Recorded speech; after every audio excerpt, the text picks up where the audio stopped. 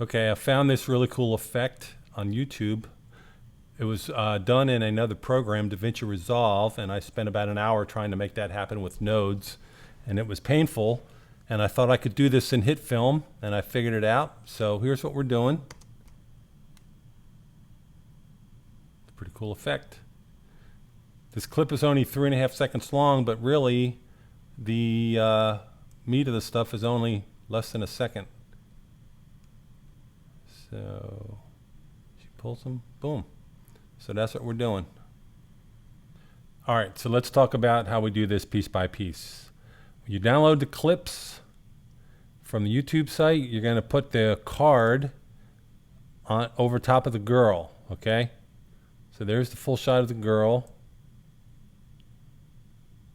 That's the source video, and the card goes on top. So first you're going to select this one, and you're going to put a chroma key, and then there's the girl, goes in the chroma key, okay?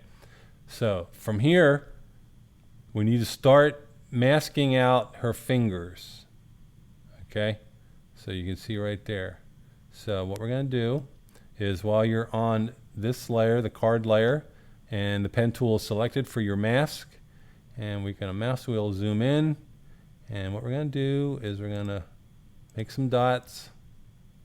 And now down here by the finger, it's round, so to make it look good, you're going to need to put some more dots down here, or nodes, or whatever you want to call them. Now the longer fingers, you can get away with less dots.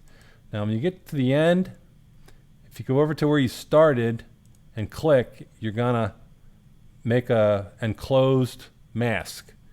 And if you go back over here and click invert, now it's inverted, okay? And the last thing you have to do on this mask is you have to go to transform and turn on path, so you get a keyframe. Now I'm on a Mac, so I'm going to go command right arrow. I'm going to zoom out a little bit, and now we're going to select all this mask and all its nodes.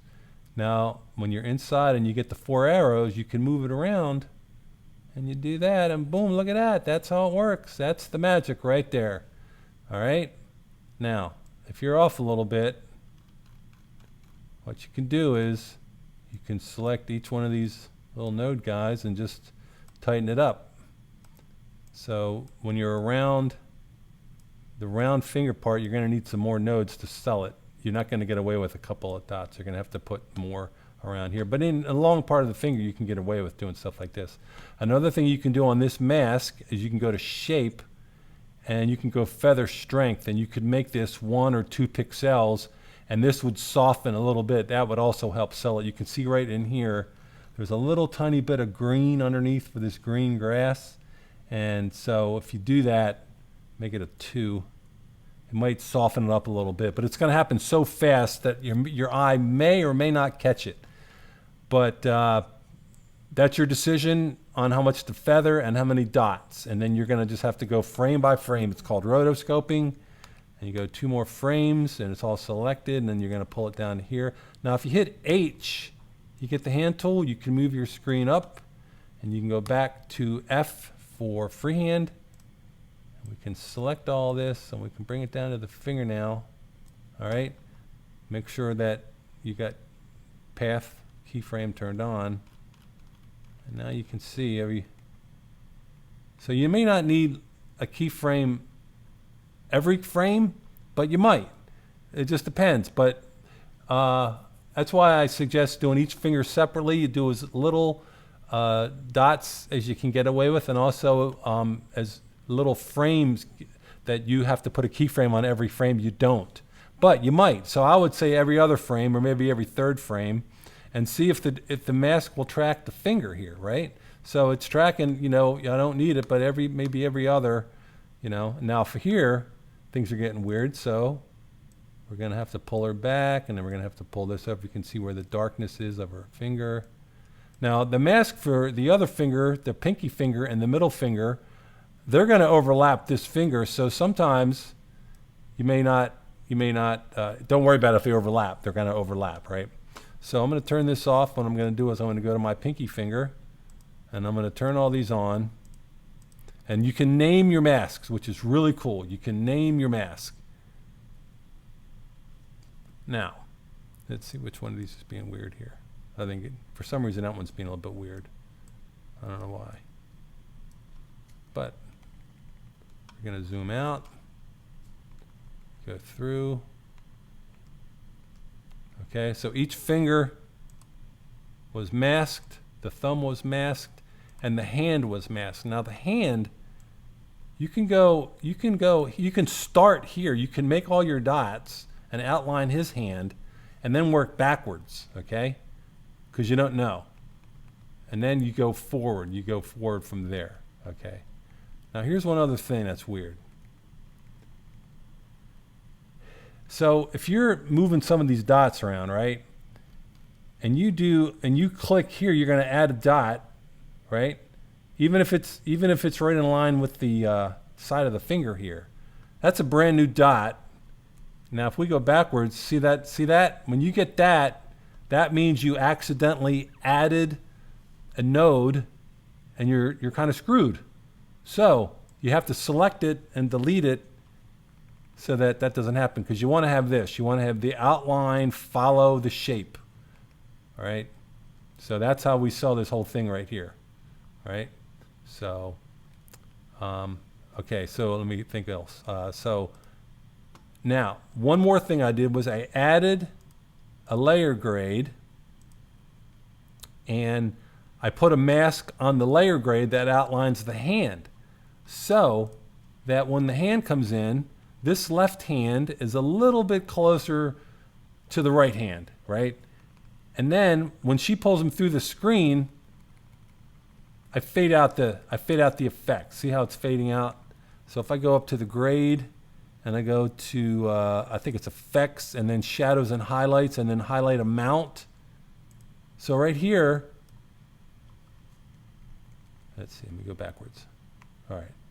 So here we start at 45%, and then as we go in, it fades to 0. So it kind of helps sell it just a little bit more. And one more thing I did was on the card layer, I also put a zoom effect, a zoom. So we've got some movement, and that also helps to sell it. One more thing I wanted to tell you is that when you're making a mask and you have all these dots, they start out being just what they call linear. If you right mouse click, you get linear or locked or unlocked, and these are curves, okay? So if you turn this on, you're gonna get these little Bezier handles, which is kind of cool because, you know, this thing will make it round for you. But the problem is if you have a lot of dots and you don't know if you're zoomed out or something and you're trying to work fast, you're trying to get the node, but you get the handle and then you do this. Now, this can be a very great tool in your arsenal if you master it, but I would say in the beginning, just keep everything linear. Just make everything linear so it's a dot. And if you have to have a couple more dots, I have found that it's faster to work that way. You can, but remember, once you make the mask, you don't want to modify it. You don't want to add a point later because you're going to have to go back and delete it. So you just want to figure out, okay, this is the shape I'm going for, and I'm going to need this amount of dots to get that nice rounded finger so that when you see it in video in final form, it looks real and believable. It's another one of those things by trial and error and experience. You're going to figure out, how to use the tool in the best way, the best tool, the best way. So I just wanted to make sure that you understood. I'm trying to help you get it done fast and efficiently and look great. And then eventually you'll if you do this 50 times on 50 projects and get $50 a project, which we all hope we do, you'll get really good and fast, and you'll learn when to use what tool. Okay, that's all. One more thing I forgot to mention. On the card track, at the very end, when the zoom is happening, I scaled up the kitchen scene here from 100% up to like 350. So in essence, it all becomes one big gigantic green screen. And that's how it looks like you go from the kitchen to her